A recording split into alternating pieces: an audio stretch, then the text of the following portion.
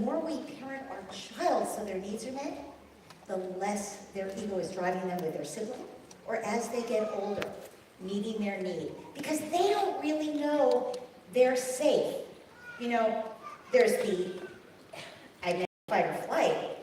The psychological need to know you're safe really is connected to that biological fear that you're going to die.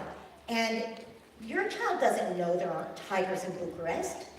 Really, your 2-year-old, 3-year-old, they don't know there aren't tigers in Bucharest. What if a tiger jumped out of the bushes? We're all designed by evolution to be worried about survival. So a little kid who sees the babies on your lap all the time, worried about survival. They need to hear from you that you're there for them also. That no matter what their sibling gets, there's more than enough for them. So, we mentioned fighting earlier. You can stay connected even when you feel like you're forced to take sides, even when your kids are fighting. So there's been a lot of research on fighting. There was a long period of time where parents were given the advice that when their kids fight, their parents should not intervene. Because if you intervene, what happens? Well, the kids will be trying to get you to take their side, right? We've all had that experience. So better to let them work it out. We're in to people who are part of the study, and they watch what happened. So here's dad doing whatever dad's doing, you know, and here's the kids, and they're fighting with each other. And dad thinks, oh, well, I'm going to let them fight because that's what I was told to do. I'm going to let them work it out. And then they fight. Then one of them ends up hitting the other, or maybe not. Maybe everything settles down. And then they would ask the kids about it. What happened? And the kids all said the same thing. Well, Dad didn't intervene, so I figured it was okay that my brother was pushing me around and getting his way. If the parent doesn't intervene, it's tacit approval. It's approval. Now, it isn't. You were probably not paying any attention. You were on the phone. But actually, your child thinks that's approval. So bullying wins out when we don't intervene, unfortunately. But let's look at what happens when you intervene. I need 2 volunteers. Can I get a couple of volunteers? Come on up. Who else? Somebody else? Come on up. There's the steps right here. Okay, I need you to be my kids. And I need you to fight with each other. Okay? We're not going to fight about sharing or about a toy because we're going to do that in a few minutes. So right now we're going to fight because you want to play the game your way and she wants to play the game her way. Which one of you is the oldest? You're the oldest, okay. Well, then you want to, of course you know the right way to play the game, and she's an upstart and wants to play it her way. So you guys are fighting with each other. I'm making dinner, you know, but we're going to see what happens. I'm not going to do the thing of not intervening to let you work it out because we already know what the research says. But let's watch what happens with different kinds of intervention, okay? Go ahead and fight with each other. You can pull names, do whatever you want.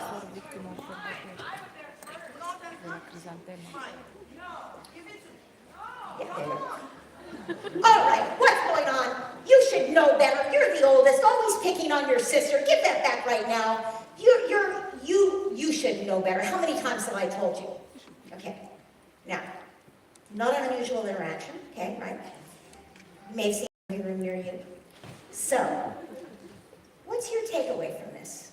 If this is how I intervened, you're the kid, the oldest kid. How do you feel inside? You're unfair. I'm unfair. Yeah, what else? You're being singled out. You're being made wrong. I'm making you wrong. Thank you so much. I'm making you wrong and making her right, obviously. You're being singled out by me saying you should know better, right? Okay. I'm picking on you. I'm being unfair. How does it make you feel about your sister? Makes me hate her even more. Makes you hate her even more. Is this on? Can you hear her? Okay. Makes you hate her even more. Exactly. And the next time I'm not around, my back is turned, how are you going to relate to her then? I'm going to get her even more. Okay. We're going to get her. All right. So, thank you. Now, let me ask you how you feel. I felt maybe you love me more, who knows? The winner.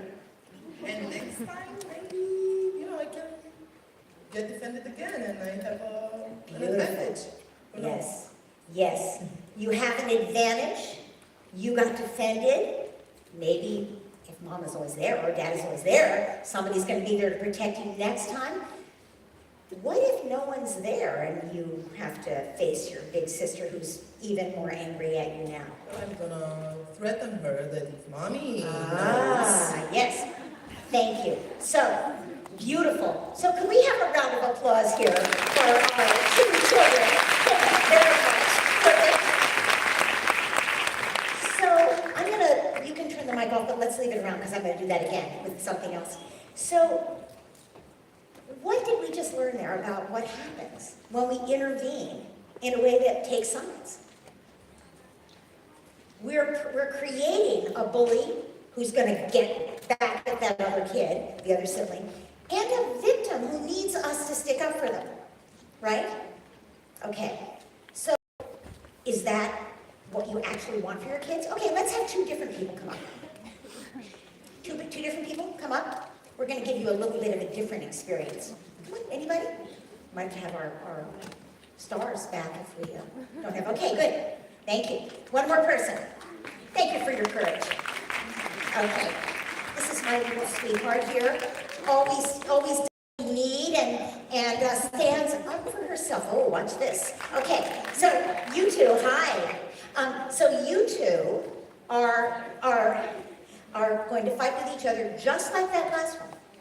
But there's going to be a difference in how the parent intervenes. So you go ahead and fight with each other, and you want to.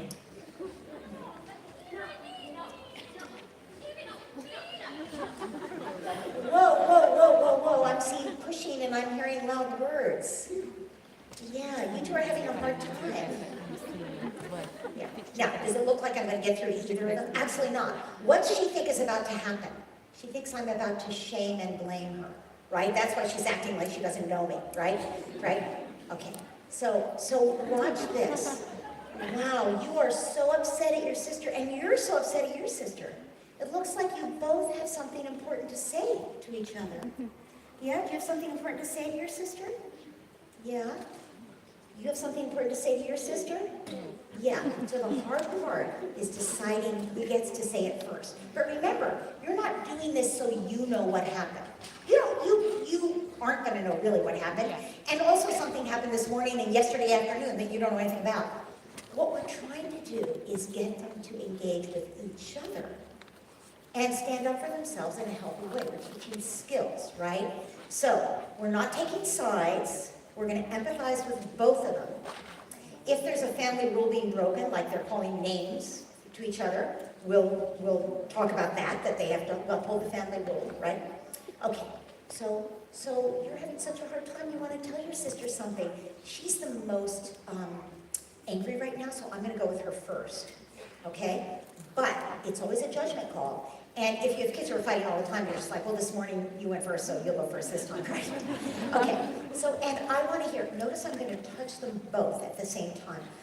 I want to hear what you have to say too, and I know what you have to say here is very important for your sister. So I'm going to keep my hand on her at the same time that I invite her to speak. We're staying connected to both of them.